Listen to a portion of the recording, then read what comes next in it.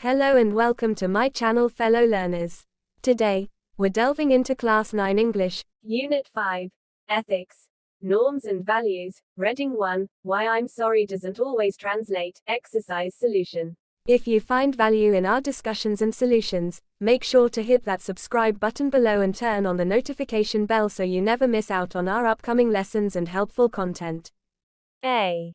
Find the words, phrases from the text for the following meanings. The first letter has been given.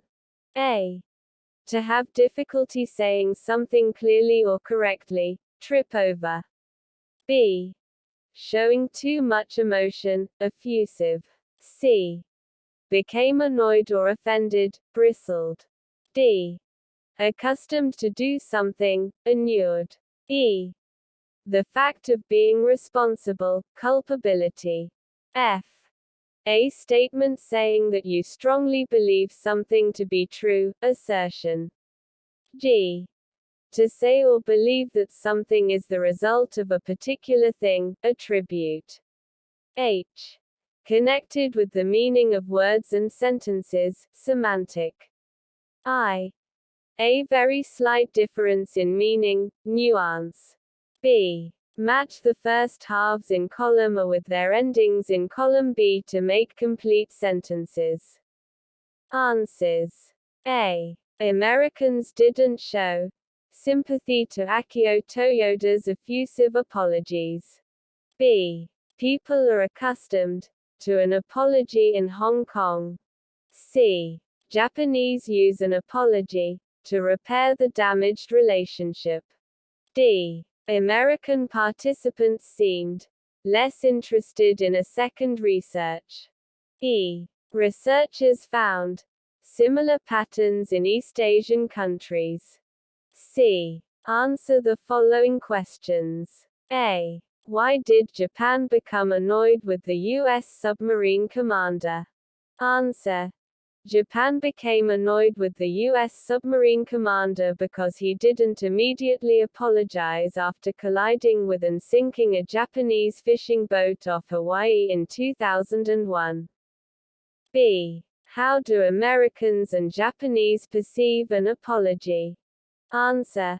Americans perceive an apology as an admission of wrongdoing, while the Japanese perceive it as an expression of eagerness to repair a damaged relationship without necessarily implying culpability. C. What, according to the survey, is the average result of an apology in Japanese and American students? Answer.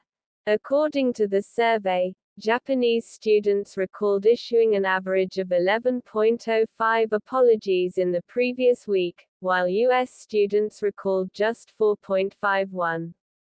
D. What was displayed in a video show? Answer. The video displayed an applicant for an accounting job apologizing for having deliberately filed an incorrect tax return for a prior client.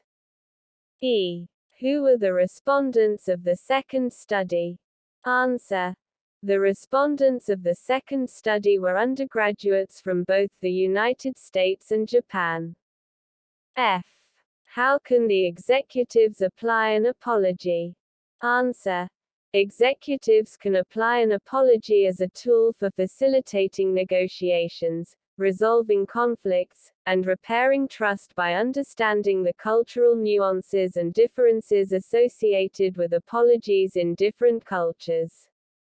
Grammar 1. A. Read the text and underline the verb forms in present continuous tense. Answer. Hello everybody. Look at this nice picture. Here is one of the moments I prefer when we are all together on a nice Sunday afternoon. But let me introduce myself. I'm Bob. I am standing in front of my father who is reading the newspaper. Mum is listening to her favorite songs on the radio. My two sisters, Rose and Sally, are playing with the dolls. My grandfather is having a nap and Granny is drinking a cup of tea. The cat is running after the birds as usual and only my cousins are doing real activities, Ken is watering Mum's flowers and Mike is cleaning the windows. Can you imagine that Sunday afternoon? B. Use the correct form of the verbs in brackets to complete the sentences. A. Be quiet. The baby is sleeping. B. It is raining cats and dogs here in the monsoon season. C. John is busy. He is working at the moment. D. Please keep quiet. I am listening to the radio. You know I am listening to the news in the mornings. E. What time does the first bus leave for Kathmandu? F. I usually don't wear a scarf, but today I am wearing one because it's unusually cold. G. She is traveling to Dangadi next weekend. H. Pasang is in the classroom at the moment. He is studying history. I. These days most people are writing emails instead of writing letters. J. What sort of clothes are teenagers wearing nowadays? K. What are you doing tonight? Would you like to come and watch the game? L. You look worried. What are you thinking of? M. She usually drives a taxi, but today she is driving a lorry. N. These kids are not doing what I've asked them to do. Writing 1.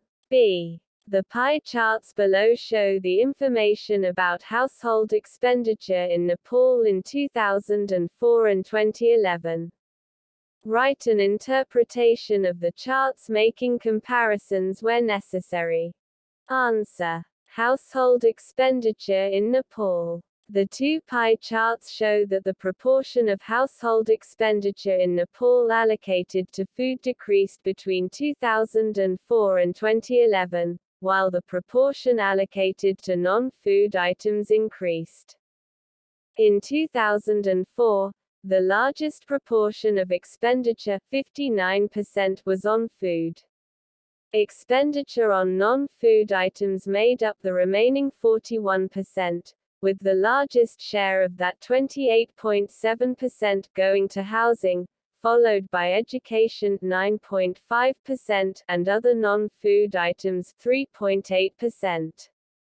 In 2011, the proportion of expenditure on food dropped to 22.2%, while the proportion on non-food items rose to 77.8%.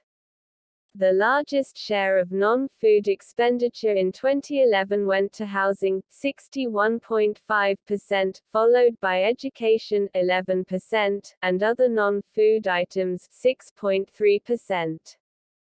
This data suggests that over the 7-year period, Nepalese households have allocated a larger share of their budget to food and education, while spending on housing and other non-food items has declined. This could be indicative of various socio-economic changes, such as inflation in food prices, increased focus on educational attainment, or overall changes in the cost of living. It's important to consider external factors that might have influenced these changes, such as economic growth, employment rates, and government policies related to housing and education. Thank you for watching my video. Don't forget to like, comment, share and subscribe. I will be right back with next content.